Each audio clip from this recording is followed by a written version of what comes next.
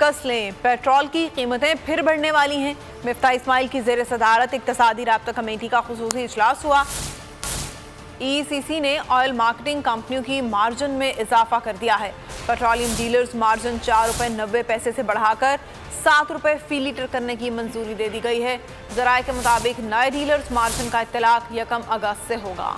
हुकूमत खामोशी से अवाम पर पेट्रोल पंप गिराने को तैयार, पेट्रोल की कीमतें फिर बढ़ने का इम्कान। मिफ्ता इस्माइल की ज़ेर सदारत इक़्तिसादी राब्ता कमेटी का खुसूसी इजलास। ECC ने ऑयल मार्केटिंग कंपनियों के मार्जिन में इजाफा कर दिया। ज़राए के मुताबिक पेट्रोलियम डीलर्स मार्जिन ₹4.90 से बढ़ाकर ₹7 फी लीटर करने की मंजूरी दे दी गई। ऑयल मार्केटिंग कंपनियों का मार्जिन ₹3.68 से बढ़ाकर ₹7 फी लीटर कर दिया। पेट्रोल और डीजल पर ऑयल मार्केटिंग कंपनियों के मार्जिन में ₹3.32 का इजाफा किया गया। डीलर्स मार्जिन की हतमी मंजूरी वफाकी काबीना देगी, जबकि ज़राए के मुताबिक नए डीलर्स मार्जिन का इतलाक 1 अगस्त से होने के इम्कानात हैं।